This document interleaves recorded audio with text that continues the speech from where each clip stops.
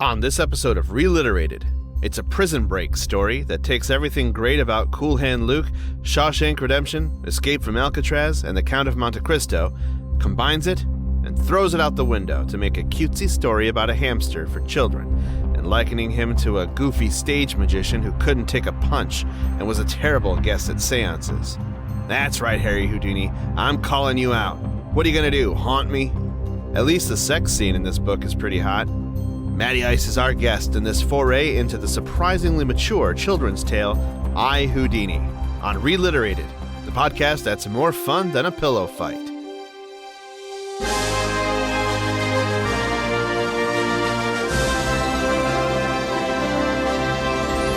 Welcome to ReLiterated, the lowbrow book club of grown-ass adults discussing the books read by children in the 1990s, but with 2020's hindsight. Fair warning, we use language too mature for kids, analysis too immature for literary scholars, and ignorance too profound to be inoffensive to everyone. We also don't hold back on spoilers, so if you haven't read today's book and don't want to be spoiled, read it before listening. You've been warned. My name's Andy. I'm Harold. And I'm Josh. And on today's show, you may have been expecting sideways stories from Wayside School if you listened to last episode and take what we say to heart, but things change. Schedules are tough to line up into perfect sync, so our next episode is going to be Sideways Stories with David Tripp Hazard. But today we have a treat for you. We are going to do I, Houdini by our old friend Lynn Reed Banks, who also wrote The Indian in the Cupboard. This book is from 1978, and it was suggested to us by our friend Matty Ice Mays. Say hello to everybody. What's up, everyone? It is good to be back again for the fourth or fifth time on this show now. But the second time as a solo guest. Yeah. The other couple times, your other half was your counterpart, if you will, joined us for some video game book talk. Yeah, and he missed last week's book, which I did give him some shit for, but I caught the end. Like, I listened to the whole show last week, and you guys talked about David Tripp Hazard. I'm like, man, these people are going to be disappointed when they hear next week's episode. No, I disagree. We're still going to have David. Yeah, my brother will be on next time. He just had some prior engagements taking place up in Oregon. So it all worked out anyways then. Yeah. We bumped up this episode and Matt was game to join us. So thanks a lot, Mr. Ice. No problem. Glad I could be here. Speaking of last week's episode, I didn't know whether to wait for our reiterated episode to discuss it or not, but I was listening to you guys' show last night. And Mark said that he didn't actually choose The Scarecrow Walks at Midnight. And I believe it was that night we were all there recording our Castlevania episode when he said that. When he said Scarecrow Walks at Midnight. Am I wrong?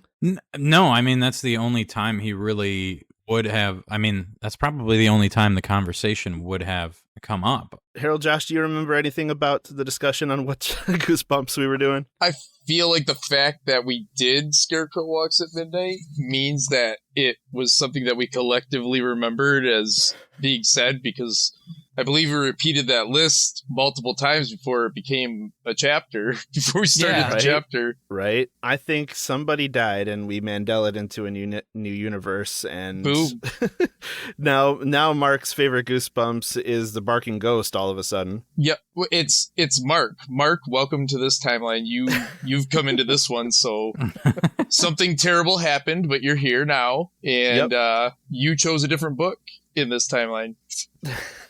Either way, it did not get a high ranking last week. It did not sound like that was a good R.L. Stine book. And also, I want to say I disagree with Josh on Michigan Chillers and American Chillers being the shittier versions of Goosebumps. I think they're the better versions. Trash. No, they're not. They're and you were talking trash. about Bionic Bats of Bay City, which does not count. That was like one of the last books that man has ever written. Well, that book sucked balls. So the Alpina one is decent. The like Alien Assault Alpina or something like that. It's the one I can remember. Well, I don't even want to try to read the other ones because that book sucked. I think I was too old. I think they just started Michigan Chillers. When did they start writing those? Or when did he start writing those? I think they're around 2000. It was like the early 2000s when, Yeah. So when we were kids, then when we were little, it was more Goosebumps centered, and then the American Chillers. Cause like, honestly, I was thinking about it. Bruce was reading, a Goosebumps and he's liking it. And it's points where I was like, I wasn't liking it. And I'm like, yeah, I mean, when it's the first time and you're a little kid, any of these is going to be awesome. You know what I mean? Bruce wants Michigan Chillers. He's got good taste. Kids have lower standards. There you go. No, I will say, I believe that maybe the Bay City one with the bats was probably the low point in this series, and we just so happened to single that one out as kind of emblematic of the whole thing. Right. They weren't even fucking bionic, though. Jesus Christ. It's true. They weren't. I don't know when that book came out. But I do thoroughly remember that book coming out and being in school, and my school going absolutely fucking ballistic because, oh my God, we got a Bay City, Michigan Chiller book, and I never read it. Mm-hmm. I have a copy. It's basic. You can have it. It's Bay I've never City. read it either. I've talked about it enough on the show. That's the most trash human beings per capita than any city in the world. Sorry, Bay City. I like Bay City. Bay City is more trash per capita? More trash human beings. Nah, I like Bay City. Nah, it's not that bad. There's like the whole state of Ohio. I mean, you got to remember Ohio. That's fair. And Texas. They just cleaned it up down there, dumped all that sewage. Yeah, there you go. Oh my goodness. That's Lord. what I was telling. I have a friend at work that used to live in Ohio, and he made some comment about how you got to avoid plows on the road, and I go, yeah, and Max knows all about plows on the road, even though he lived in Ohio. They don't even have them there. It's a fucking shit show. Constantly trash in Ohio. That's the best part of being in Michigan. Anyways, we are here to discuss a book about a hamster. So why don't we start, because we've already done Lynn Reed Banks's sort of bio with our episode on the Indian only in the update Cupboard. is she now has a website, so you can go check out her new website. Updates. Brought to you by Squarespace, who is not our sponsor. So fuck those guys. The news that is she alive? Yeah. Oh, she's just really old. So she could potentially still be on the show.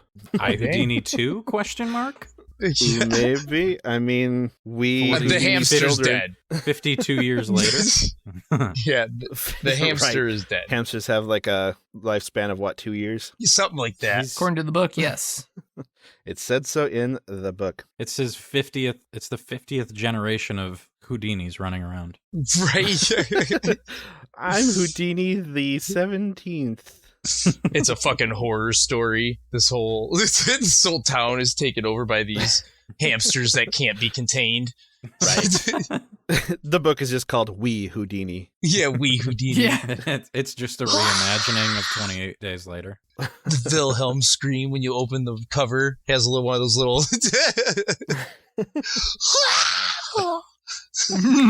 So, Andy, make sure to put a Wilhelm scream there instead of Harold's imitation. Whoa, that was a really good Wilhelm scream, Harold. Yeah. Thank you. Spot on.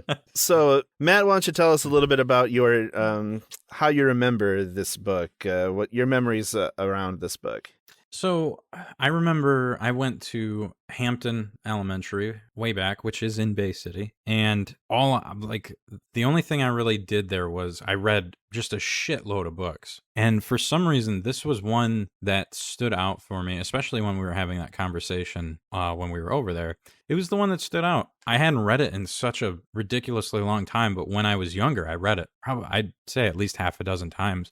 I don't know why. I liked when I was younger, I was kind of into the whole magic scene, and I was definitely a fan of Houdini at the time. So just thumbing through the library, I'm like, Houdini, what could this possibly be? And then it's a fucking picture of a hamster. And what kid doesn't love a hamster, especially when you're in elementary? So I just remember really enjoying the book, and it was going back to it this time. It kind of showed off how like I wouldn't say it's necessarily well written, but what is her name? I'm sorry, Lynn Reed Banks. Lynn Reed Banks puts a lot of detail and uses a lot of, I'd say, bigger words for an elementary kid. So it was definitely one of those, like, maybe some of the words at the time kind of stood out. It's like, man, I actually feel like I'm making some progress in AR land with this book, because I don't even know when I read it. It was probably like second, third, fourth grade, something like that. But yeah, it's just a really good memory from reading books in elementary. Awesome. So what do you remember about the story, though?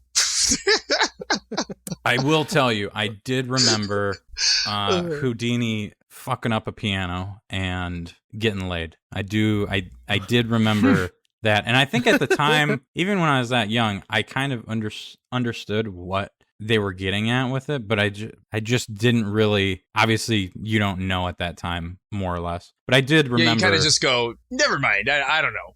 Yeah, exactly. We're gonna devote a whole section of this episode to that scene. It's gonna be wonderful. You know, he gets it, man, and he gets it forcibly. Oh wow. I mean, kind of. We're gonna. We'll discuss. I got plans in store for that.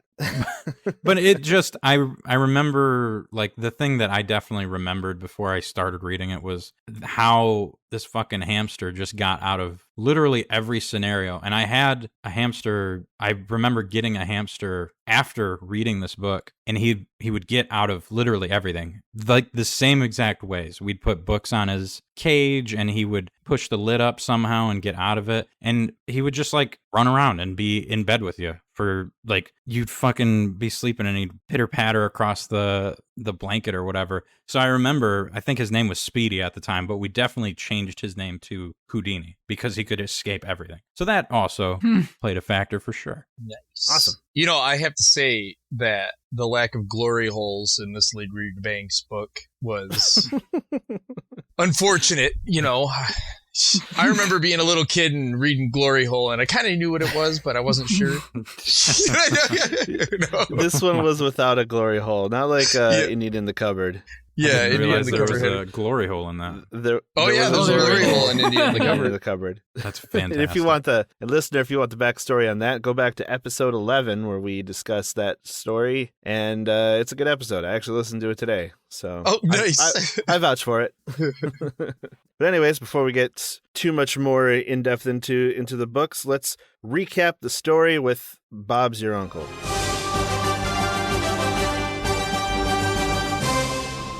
And on today's Bob's Your Uncle, it has somehow fallen onto me to do the honors, so I will take this burden and stumble through it as I never have before. It's how I do it every time.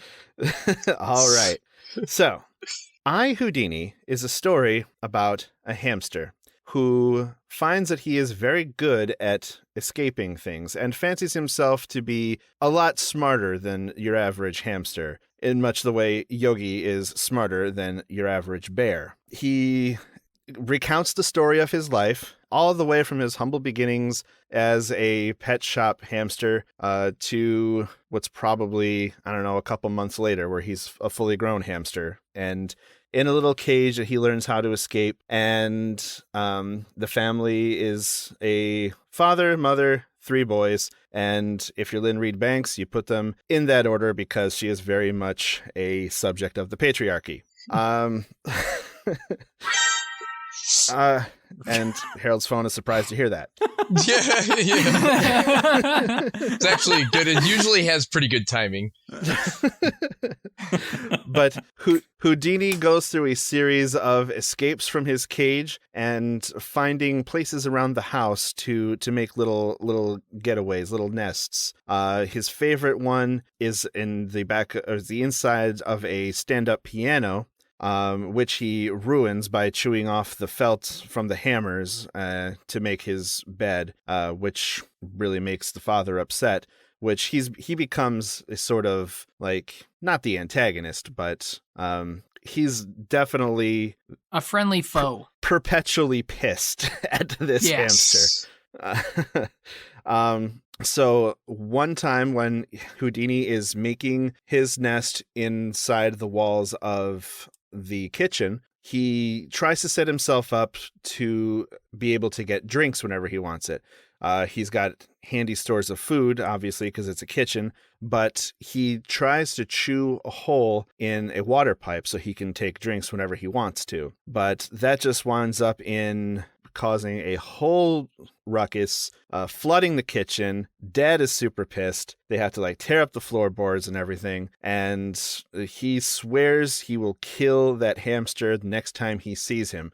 So the boys secret this hamster away to their neighbor friend's house, who is a little bit older than them, but he has a hamster of his own, who is a girl hamster. So Houdini eventually hooks up with this girl hamster, loves her, leaves her, escapes that house because he's Houdini. Escaping is what he does. And then he finds that he loves the outdoors. But spending time in the outdoors, he finds that the outdoors are a dangerous place to be. They are as dangerous as they are beautiful. But he eludes a cat. He eludes an owl at one point. He gets scooped up by a dog who takes him into a very dirty house, which is owned by an alcoholic who's just letting the place go to shit. He starts, when he sees Houdini in his house, he and the dog start chasing him around. Houdini, in a desperate attempt to get to freedom, goes through this door, but it turns out that this door was the door to the fridge, and the fridge door gets closed on him, and he falls asleep. And when he wakes up, he is back in his home, his original family's home, with the boys and the mother. So glad to see him home. And this was because that family had set out, put up missing posters with a promised reward. So the alcoholic dude took that reward to, as the father suggests, he knows what he's going to spend it on. But he makes his peace being at home. He's got a brand new cage that he learns how to escape from, and he makes a nest in the kitchen again, but doesn't flood the kitchen. Instead, he hibernates in the kitchen, and months later, he emerges. The family is surprised and delighted to see him. They take him to visit his children at their friend's house, and Houdini reflects that life is pretty good. The end. Bob's your uncle, I Houdini. Good job. That's a hell of a Bob's your uncle. Yeah, it was. You should have seen my hands gesticulate the entire time. I'm sure. Yes, that's exactly that's how you do it. I'm a hand talker for sure. If there was a webcam on me, I'd look like an idiot. I do it so much I'm worried I'm going to get gesticular cancer. Oh! That was good. Good job. Bob's your uncle. The hamster is he's a dad now. He's a father, but they didn't put him in with his family, quote unquote, because they were afraid that he would attack them. Yeah, attack them. Make some more babies is what they were afraid of. No, doesn't the dad eat the fucking hamster babies? They might. Usually in nature. Usually, yeah, that's what Houdini recounts, but he says, well, I would never, because I am a more evolved hamster, I guess. Those aren't his exact words, but he definitely sees himself as better. Not the type to eat his babies. Yes, he's very civilized. Yeah, he's a fatherly hamster. Yeah, but he's happy to appreciate his family from a distance. So, how did they know that they were his babies? Because there were some that were like her, but 3 were golden like him, because he was a golden hamster, just like Chum from Ralph, Runaway Ralph. So yeah, but these hamsters seem to be pretty wily creatures. I mean, well, I guess it depends on how many random hamsters Ben is letting his hamster get up with. You know, if he's bringing her to the pet store to just have a good time, then there's some questioning. But I'm just saying she knew what to do in a short period of time. Also, I believe that they were encouraging them to fuck. Yeah, they definitely were. They bred them. Ben, the mom gave the hamsters some space. Wow, that's adult for the story. I guess, I don't know, when you're a kid on a farm, you'd learn about animals doing it and stuff. Dude, Ben knew his shit on hamsters. Let me tell you. That dude knew he knew way more about the hamster life than I did. And I'm 9 years older than Ben. And that kid knew his shit. I didn't know hamsters belonged in the sand. Yeah. I was like, oh, that's a fun fact. That is pretty interesting. That they come from the desert. Yeah, I had no idea. You learn a lot about hamsters by reading this one. Doesn't seem like the type of animal that would survive out in the wild. And yet they do. Yeah, well, I mean, hamsters, though, I think that they're a derivative of something like a dog is from a wolf. So hamsters come from dogs, is what you're saying? Yeah, hamsters. The dog wolf comes from the becomes wolf, a dog, and then what the you dog get becomes a when hamster. you take the wolf out of the dog is a hamster. you have the dog, and then there is the hamster. Yeah. Yep. Dog plus hamster equals wolf. Bob's your uncle. Crossbreeding. Call the wild. Crossbreeding for idiots. We can write that book now. There are wild hamsters in the world, but they're relatively rare. Well, Houdini is definitely a domestic hamster. He likes his indoors. He likes his comforts. He likes his stories too. The mom in the book read a lot of stories, and he really took a lot from those. He did learn a lot through observation. Yeah, he didn't like that MTV. Right. There were those the damn boys, kids and their MTV. Their rock Goddamn videos rock or music. whatever it was. he wanted nature documentaries, but the kids would only watch rock shows. Well, yeah. That damn rock and roll. That's what gets the kids excited, rock and roll. Houdini's a hoity-toity hamster who worships the sun and the moon. The sun god. Yeah, first he worships the First he worships the moon. The moon. Yeah, before he's aware of the sun. But then he's like, this is a more powerful sphere. This one's more powerful. He shall be my new god. I shall praise it. But I really like the fact that he turned that piano into, he said a gym, basically. I was like, that's fun. He uses it to do acrobatics and such to get better at escaping and build up his muscles, which is funny because later on he then uses those same muscles to push the stupid thing out of his cage. Here's my thing. If he was so wanting to be out, get him a fucking ball. Then he'll be safe and he can run around wherever the fuck he wants. Right? Oh man, I totally had one of those for my hamster too. Those things are the shit. Yeah. See? Essentially, these are just bad people that didn't want to give a hamster balls. Yeah, no hamster balls. I mean, they did have to pay for a new floor and pipe and carpeting and hammers for the piano. So they were kind of low on money. As looking back on this, I definitely am more of a fan. Houdini's cool. It's cool hamster. He's got his shit together. I just feel bad for the dad. This dude's forking out thousands of dollars for a hamster. Thank you. Yes, I found the father to be a very sympathetic character. He's angry, but it's a righteous anger because this fucking rodent is ruining everything. Especially the piano. That hurt. Yeah, that's not cheap. Flooding the house is not cheap. Yeah, and then he warms up to him because the kids love him so much, and he pets him. It's like, what? Come on now. The piano was a tough one. Yeah, he's definitely a pet owner, like I would be a pet owner. It's very logical. Yes, I'm angry that he's ruined. He's eaten the felt off of my piano hammer, so certain notes won't play anymore. Or that he flooded my fucking kitchen, or he broke a vase over the fireplace mantle, and I had to replace that shit. That was a pretty expensive vase too, let me tell you. But because it means so much to his kids, and I suppose his wife kind of warms up to it as well and looks on it pretty fondly. It's the whole family against him, so he may as well make his peace with it. But in return, Houdini does kind of learn better and doesn't ruin things anymore after he wakes up from his hibernation. He's like a brand new hamster, a more responsible, superior hamster. Which is the fiction part of the story. Because animals learning. Yeah, I mean, sometimes dogs, again, will learn, but the hamster is far devolved from the dog. You know what I mean? So it is the excess left over from the wolf. So I mean, yeah. From deep breeding the wolf, you take the hamster out of the wolf. Yeah, that's how you. And you get a domesticated dog. Yep.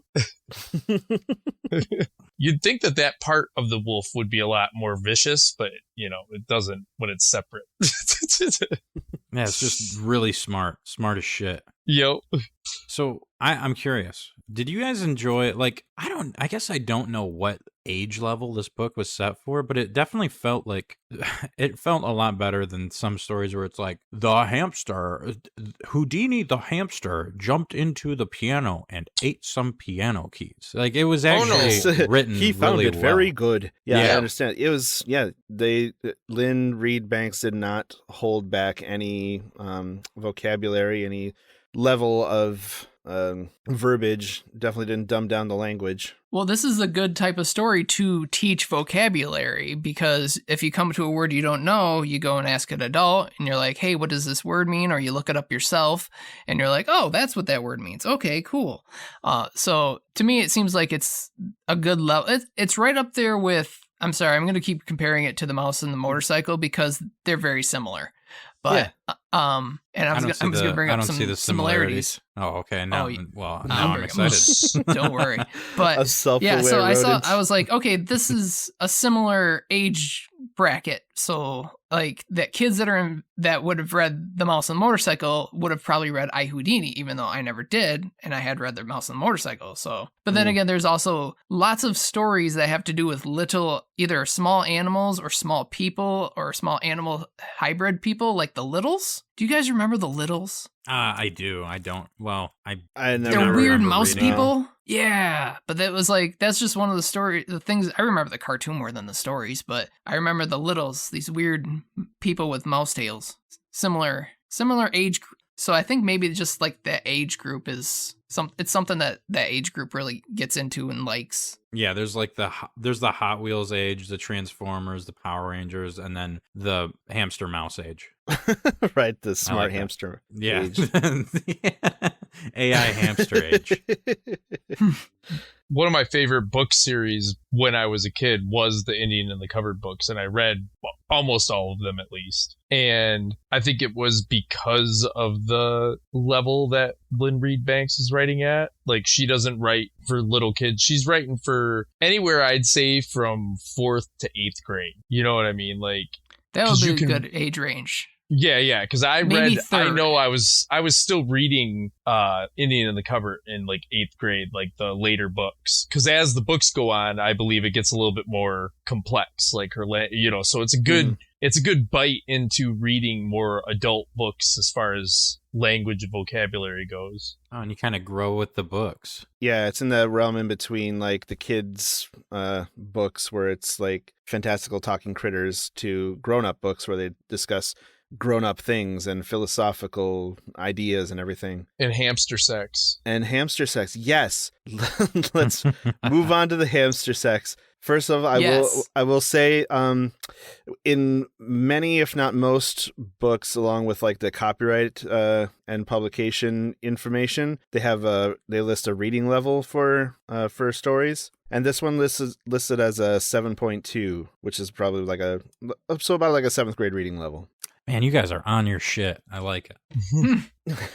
Yeah, we're good about that. Yeah. I'm not even talking. No, I'm not talking about the facts. I'm talking about your like idea of reading level. Like, you were right in there, man. Attaboy. You hit it in the ballpark. Inside the park home run. I'm here for the hype. I'm the hype man. Okay. I like language. So I mean, just seeing the different ways it's used makes. Yeah, I remember too. Also, when I was reading these, I didn't read I, Houdini though. I never. When I was reading these multiple stories, because he didn't read it for the episode. He was busy reading the Indian in the Cupboard series again. Right? Oh, we were reading I, Houdini? Oh, shit. I read Indian in the Cupboard again. God damn it. No. Omri, no. Yeah, Omri. In the front of my book, it is dedicated to Adil, Gillen, and Omri. Ooh. Well, Adil, in parentheses, Mark, Gillen, Adam, and Omri, Guy. But those are the names of the 3 boys in this story, isn't it? Like Mark, Adam, and Guy? Yeah. That's Yeah. the sons. So Adil, Gillen, and Omri were the 3 boys in the family of Indian in the Cupboard. Yeah. Does I'm she wondering include like analogs for her own children in her stories? Or Maybe- maybe this is in the Indian in the Cupboard universe. maybe these are cousins. Oh, yeah. Maybe Then they get to, Story. those kids get to go to the glory hole then. Good for them. Her final book will be I, Houdini versus the Indian in the Cupboard. It'll be like Freddy versus Jason or Alien versus Predator, only cool. You got Little Bear riding on top of Houdini, Yeah. chasing down Boone.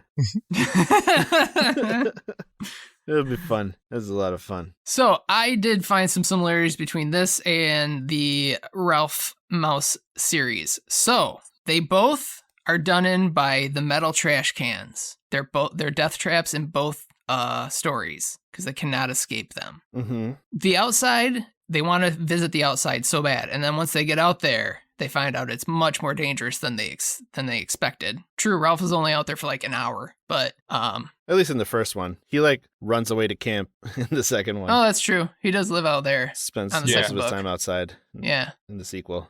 shut up. But so he I didn't know that hamsters go outside. Did you take your hamster outside? Yeah, of course. I mean, you're just gonna fucking leave him in the cage his whole life? Yeah. You sick bastard. Why Yeah, not? Of course you get the ball so they roll around and take them outside, and then you scan the skies for birds to make sure they're not just immediately destroyed. Could you put like I mean, they're in a ball. and a leash? We lived in Munger with my cousins, and they had a couple gerbils, and I do remember one of the gerbils getting out and us finding a carcass later. So Eee. that So was not good. Twist in the story, it was the carcass of a hawk. The fucking gerbil killed it. You're absolutely right. The beefiest gerbil you've ever seen. He was the size of a guinea pig, man. Yeah. Was it possibly taken out by a falcon? A falcon you wanted to fuck? oh, gosh. Gotta bring it back. It was their Falcon What was who it? lived Was on that the your first side of a episode? mountain. Yeah, my side of the mountain, the just deep love connection with what is the falcon's name? Frightful. Frightful, yeah. Yep. Frightful gets fucked. XXX videos. Sam's got to make his money somehow. Yeah. Yep. Speaking of which, that is an excellent segue to Thank you. to the emergence of Luke Parker. Now, this is going to be secret knowledge held by anyone who listens to the show, but I narrate erotica under the name Luke Parker as my pseudonym. Dude, And that's amazing. there is a section of this story, I Houdini, that reads very much like an erotica. I'd say it's in the you wouldn't call it rape fantasy, you would call it bully to lover sub genre of erotica. Okay. But I would like to invite Luke Parker to read a little bit of the good stuff. Oh yes. Oh my god. Sounds I am good. so excited for this.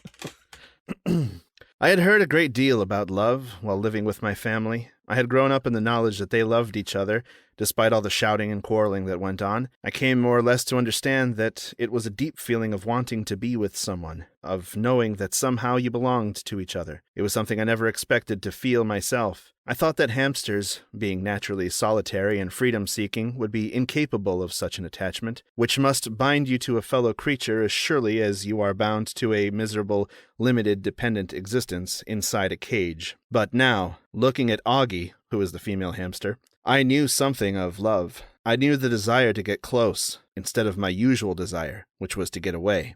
I stayed there for hours. mesmerized by her beauty. Hours, guys. Full hours.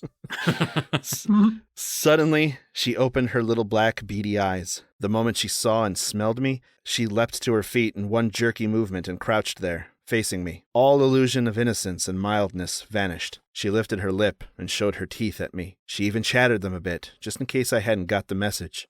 I backed off a little before I could control myself. The bite she'd given me still smarted. But then, remembering she couldn't get out, I crept boldly back, my eyes fixed on her. I was not going to let any cheeky little patch-coated she-hamster see she had me scared.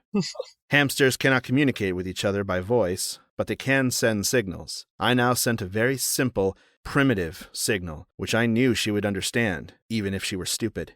I want to mate with you. Swift as thought, she sent me one back. Nothing doing. Be off. Well, this was a blow, but I was not to be daunted this time by any fear of humiliation. I was determined, so I sent, "You're very beautiful, and I'm going to mate with you whether you like it or not." This would doubtless seem high-handed to a human being, but a buck has to be firm with his doe. Does don't appreciate half-heartedness. You have to show them who's boss. Her reply was, "You can't anyway. There's no way into my cage." But I noticed she wasn't chattering her teeth anymore. I sent, "Leave that to me." I sent this with a, I admit, rather cocky little flick of my whiskers. How I would get in, I hadn't a clue. But she didn't know that. She just saw that I had confidence, that nothing was going to stand between us, not even metal walls and wire mesh. To my joy, I saw her relax, just a fraction. Her lips came down, covering those teeth, and, no, I wasn't mistaken, a softer look appeared in those little shiny black eyes. She even moved fractionally nearer to me. If she had been at all clever, she might have sent a question now as to how I meant to get to her. But she wasn't clever, and I didn't want her to be. I didn't want an intellectual challenge. I wasn't looking for a partner in life or a like-minded companion. I wanted a mate, this one and no other, and I meant to have her. I stepped boldly to the mesh and sent, "Come close, smell me. You'll like me when you get used to my smell." Oh, man. Now she had lost her aggression. She was shy. She wouldn't come at first, but I sent soothing, inviting signals, and at last she edged closer and closer until our noses were touching through a mesh hole. Not actually touching, just quivering, so close that the hairs vibrated together. Delicious ecstasy. Better than chocolate. Better than the air outdoors, better than staring up in reverence at my round, white god in the sky. How grateful I was to have learned about love so that I could understand my situation and my feelings. Suddenly she sent, "Come on then, what are you waiting for?" Good moon, what was I to do now? How could I make good my recent boast? I backed off slightly and gave her cage a quick once-over. Not a hope. Everything, as the man said, right and tight. Not a bit of torn wire or a loose corner to be seen. Nothing for it but a bit of bluff. So I sent, "Patience, doe. All in good time." Looking rebuffed, she retreated to her sleeping corner and turned her back on me. Can't blame the poor little thing, really. I felt like such a fool. I must make a plan. Two opposite impulses now tugged at me. The first, my usual one, was to make myself scarce. My time sense, which I had been developing lately, told me that it was nearly time for Ben to come home from school. The opposite impulse said, "No, stay here, near Augie's cage. Ben will find you and realize the situation. He wants Augie bred. He'll put you in with her, and then, happy days." So that's what I did.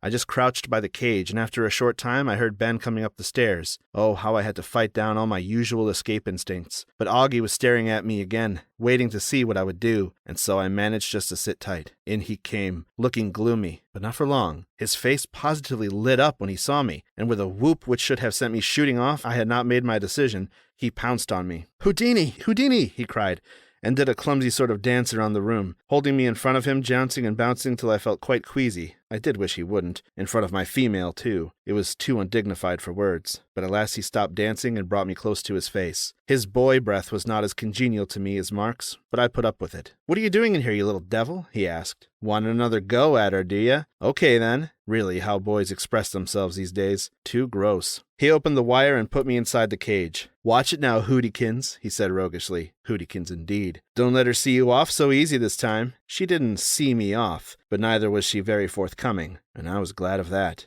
No public performances for me, thank you. We just sat at opposite sides of the cage looking at each other, and I sent signals about waiting till we were alone, which she evidently agreed with. Bless her modest little heart. At long last, Ben got fed up. Just remember what the hamster book says, he grumbled to me. After you've done it, keep clear of her. She's as bad as a black widow spider. She'll have your guts for garters if you don't look out. With that, he took off, calling ahead of him. Mom, could you come up and keep an eye on the hamsters while I run over and get Mark? I think they're gonna mate. But his mother must have been busy just then, or maybe she had some decent instincts, because she left us alone for, well, to be honest, I rather lost track of the time, what with one thing and another, but it was long enough. Very, very good job, Luke Parker. Awesome. Yes. Oh, So, yeah. Sex scene in a children's book. Yeah, I gotta go for a minute. I'll be right back. Go take a shower. Take 5, guys. Yeah, I'll be right back. It was very, very descriptive. I don't know. It was a PG sex scene. Yeah, it really was. I mean, I don't know if it was even the sex scene, just the whole like at that time, at that age, reading that, and I can imagine me, like, I remember I had crushes all over the place. You know what I mean? Why do you think this was my book, bro? Like, yeah, right. Obviously, it was because of the sex scene. And it was written just so that you could tell, like, Lynn Reed Banks was one thirsty motherfucker. Oh yeah, no, yeah, she definitely knew what she was doing. She expects someone to take charge for sure. Can't blame a lady. Nope. Freak in the sheets. Or in the wood chipping. Man, I will say, you sent me a link. What is it I don't want to, the website that you do your audiobooks on, I've done a couple on there now. And there ACX? Yeah, there is an insane amount of erotica on there. It is wild how much erotica is on there. It pays. It really pays. I just, shout out to Luke Parker. Good for that guy. Good for that guy, yep. He's getting his. And he's getting the ladies and the dudes going. How does that make you feel? You ever think about that? No, I don't. Really? Sorry to put that in your mind, but you're helping people out around the world, and good for you, man. Helping people, yes. By just the sound of your supple, sexy voice. Anyway, back to a kid's story. Thanks. Yeah. I do what I can. Is Josh still around? Do you have to take care of something? I'm here. I was listening. Oh, there you are. Yeah. That was an interesting part of the book. She definitely was towing the line there, kind of riding dirty with that, but she did a good enough job to keep that book a kid's book. I mean, mate is a good way to put that. She put a glory hole in Indian on the cover and kept it PG. So you know what I mean? I gotta listen to the episode or read the book or something. Do listen to it. That it's one's going fun. over my head. Is there a glory hole in it? Yeah, there's a glory hole in it. Yeah, there's a glory hole. Okay, so glory hole is kind of an archaic term, which is basically like a place where you store junk, like in a house, or it was like on a ship or something, like just a little compartment for this and that. Oh, it's definitely for junk. It's definitely for the junk. A junk drawer would be a glory hole.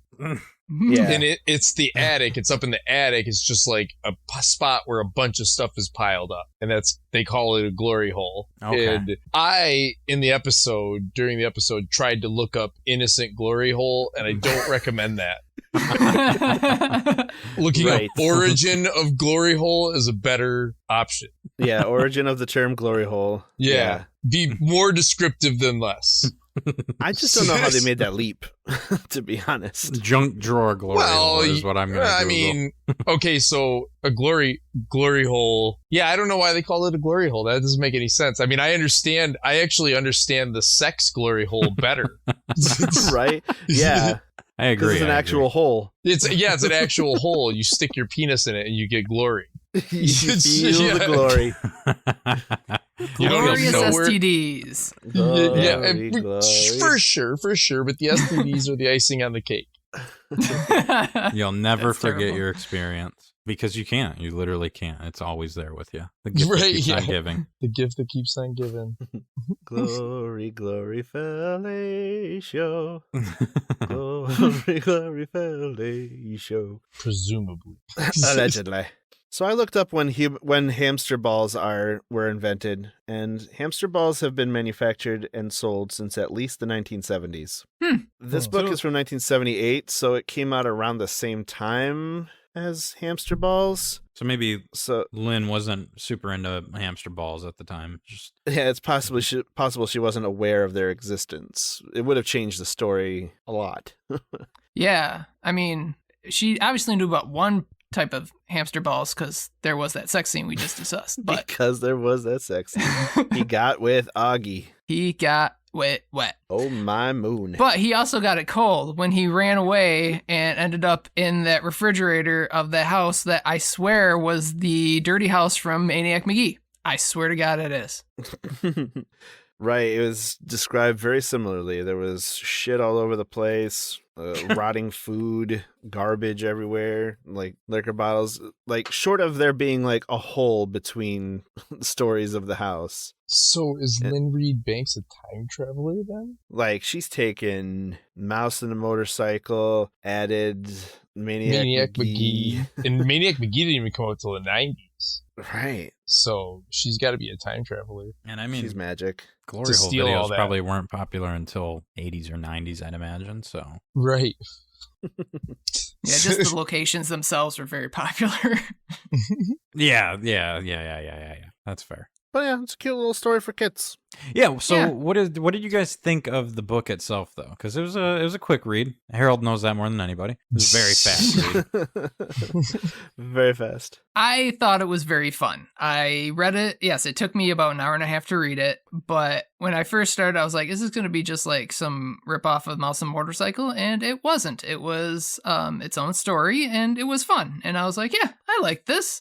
I would recommend it to children. I would be like, yeah, you can read this book. It's great. Plus, it tells you about lust. Not love. It's not love. It's lust. Yeah.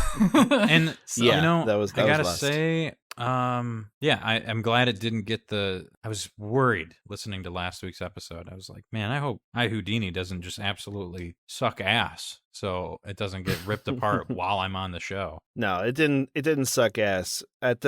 Towards the beginning of it, it just seemed really like a common story about a hamster. Like it didn't seem like there would be much to this. And in the end, I guess you can say there wasn't a heck of a lot to it, but it's kind of saved by that whole philosophy of enjoying life, getting perspective on things, Getting your dick appreciating your family, getting your dick wet, making babies. But it wasn't about making babies for him. No, he wanted to mate. And he wouldn't take no for an answer. it wasn't That's the a- babies. that's- It wasn't the yeah. babies for him. No, not even. That's a remotely. little bit of a problematic thing to be displaying to kids in an age where because they resolve it at the end. They're like, it's kind of like a whole like your dad's in prison, but he still loves you kind of thing. Like, Right. Dad can't see you, but he can still kind of see you. You can't be No, by the baby. really. I can't be by my kids because I'm gonna eat them. You know, I mean, what are you gonna do? I'm not talking about that part. I'm talking about the whole I'm going to mate with you whether you like it or not. Oh, that's Right, fair. I mean, that's, they that's made an the- animalistic thing. They made the point. So- They made the point. But back in the 80s, that was okay. Well, and they even made the point to say to a human, this would sound a little bit much. A little but They Right. do, in yeah, a- exactly. Yeah. It does. With an animal, which yeah. I'm impressed that they made that jump. Like that was a good call for sure. So that people like This me would- can't make a comment about how it This was would totally fine in doubtless the late seem 70s. high-handed to a human being, but a buck has to be firm with his dough. Right. I mean, that is what it is. I don't know why they call hamsters bucks and does, but it's, and it's doe. They call the female a doe, so I assume What is a male hamster called? a buck. Okay. Is A it buck. true? Yeah. I don't think that's Yeah. actually accurate. Is a Okay, Google. male hamster. What is a male called? hamster called? You're Googling? We don't use Ah, Google on this Boars. show, Matt. We Bing it. Boars. Oh, boar. Yeah, that's awesome. Yeah, they're Boar boars. Boars hamster? and sows. Boars and Oh, like sows pigs. for hamsters? I was Wow. I was really hoping that Google would actually say that to us so we could get some, sponsorship money. It's because it's not as good as Bing. That's why. Because Google's... It's too bad Ms. Banks didn't have search engines back in the day, or she would have known that it was boars and sows instead of bucks and does. No, it was Houdini's fault. He didn't read enough. Oh yeah, it was Houdini. He's a very knowledgeable hamster in everything but hamster ways. Well, I'm glad you guys liked my story. It was a fun read to go back to. Yes, it was a good suggestion. I had a good time reading it. Yeah, I liked it. It's an interesting story. Thank you, Harold. Hey, listen. I want to tell you. I want to explain myself. Oh, please do this. I want to explain myself. So I like to procrastinate. And usually what I would do is I would wait until either the day before or the day of, depending on how much time I'm going to have. And I would read the book on Kindle. And I couldn't buy it through my Kindle app when I was trying to buy it. And I was attempting to find any other version of it anywhere. And I couldn't. And I was like, well, I'll just look up a summary. There aren't any summaries in this book. So I couldn't even actively bullshit the situation very well. This book was actually pretty tough to find in a digital form. Yeah. I couldn't find any audiobooks either on YouTube or Audible or even just a search. Nothing was coming up. No, the way I found it, because I pirate books when I need to read them. I've got a website that Josh knows about that is absolutely horrible to use, but they did have a copy, an EPUB of this book, which is, if you don't know, the best format for an ebook, I think, because there's an app called Overdrive that uses it, and it fucking works perfect every time. So I did find that, but no, there's no audiobook for it, because I was gonna finish the rest of it on my way home, because I figured you only needed like an hour and a half audiobook for it. But no, that thing does not exist. Crazy. Yeah. No. Luke Parker needs to get on this. That's what I'm saying, man. Reach out to Liberty Banks and just say you want to read it. Reach out to her and say, hey, I read audiobooks. I notice a severe lack of Houdini being out there. Do you own the rights to maybe... Because that's what it comes down to, is does she own the rights? Does her publisher own the rights? Who owns the rights? And then you reach out to them. And then free Houdini. Yeah. So... And you'd be like, here's a version, a little bit of your story in my voice. Yeah. Yes, yeah. I will send her a sample. And then it's just the sex scene. Dude, it would be great if they took you, they're like, yes. Ms. Banks, please find attached a sample of your story, I Houdini, for consideration of allowing me to be the narrator of your audiobook. But you have to really spruce that part up, really throw some extra, some background music. No, you know what I'm saying. Yeah. Make it a little more, make it, viable with the times kind of thing. Talk about I'm fucking, man. Oh my goodness. The things that I have read. Yeah. Oh, I can imagine. I remember one. I won't repeat it. It was one gross. thing that I've told you about what I've read. That was nasty. Yeah, it was. Hey, $20 is $20, man. $20 is $20. It got me more than $20. But yeah. I also do non-vulgar audiobooks, by the way, under my actual name. Actually, nobody wants those. They really want Luke Parker narrating their fucking... Hell, they want Luke Parker. Go, Luke. I can't blame him. You hear that voice? God dang. Yeah. You know how I came up with that name? Luke Skywalker and Peter Parker. You're 100% correct. Mm-hmm. Makes sense. That's the sexiest thing I've ever heard. Right? Spider Force. Spider Force. All right, should we bring this in for a landing? Yes. Absolutely. So I would say, between all of us, it's a recommend. Yep. For sure. Yeah, for sure. I don't know if there's any adaptations into movies or anything. Haven't looked that up, but if there are, I mean, there wasn't even an audiobook to this, so why would there be? But there's a movie. I'm gonna go adaptation. Hi, Houdini movie. There's a $550 million produced film that fucking gets like super deep. You know what? 3 hours long. It's 100% on Rotten Tomatoes. Yeah. Any of these search results are going to be related to Harry Houdini or whatever. That's the thing. media Every is time I try around to him. look up about the book, it just like Houdini facts. It's like I already know about Houdini. Yep. Right. So it's very unlikely that there was anything produced as far as an adaptation to the story. This is all you get. This seems like a pretty obscure title that I wasn't even aware of its existence until you suggested it, Matt. Yeah. Yeah, and it was just some random BS I found at an elementary school library. So I was probably one of the only kids to check that shit out, man. Well, we're glad you did. Mm-hmm. Well, I appreciate you guys having me on for another week, another fun ReLiterated podcast. Yep, always an honor to have you on, and can't wait for whatever our next one is. Probably our next Worlds of Power, which we're going to have you and Mark on for Ninja Gaiden at some point, whenever Josh's next visit to Michigan is going to be, if he's ever forgiven the state for making him sick. Nope. It's got to be sometime this summer, right? Because you're not doing the winter thing. We're all going to California then to do you can come Ninja Gaiden. Come visit. Come help me move because I'm moving to SoCal, so you can come help me move. Again. Sounds Moving to good. the south. You pay for the flight. I will move for free.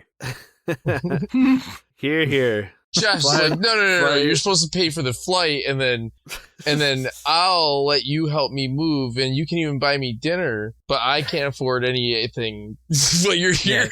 Yeah, you live in California. You can't afford shit. It's fucking $30 for a bottle of water. It's not that bad.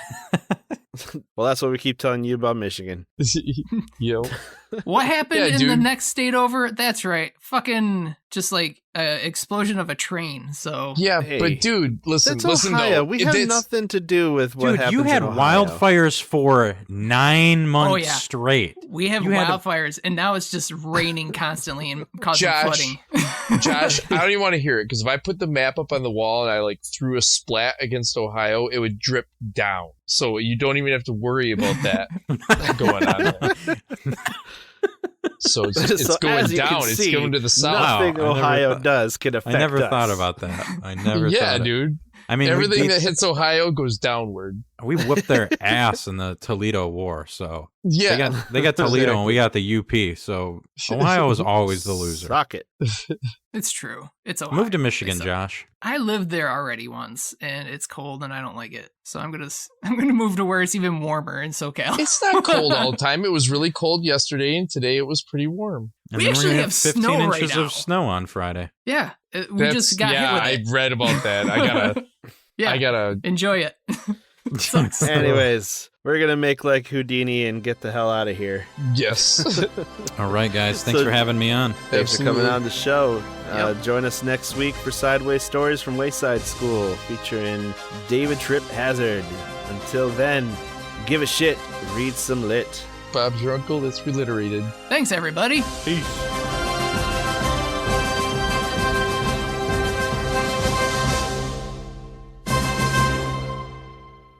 This has been ReLiterated, a production of the Chocolate Milk Friends and part of the 989 Podcast Network. If you enjoy our show, please consider giving us support by subscribing, recommending us to your book reading, podcast listening, 90s nostalgic friends, and most importantly, rating and reviewing us on Spotify, Apple Podcasts, Audible Podcasts, and Spotify. Did I mention we really want some Spotify ratings right now? Your ratings and reviews go a long way towards getting us in the ears of new listeners. You're also invited to join the growing ReLiterated community on Facebook, Twitter, Reddit, TikTok, YouTube, and Instagram. And if you really want to get nuts, we have a Discord too. So bing us and join us in this nonsense.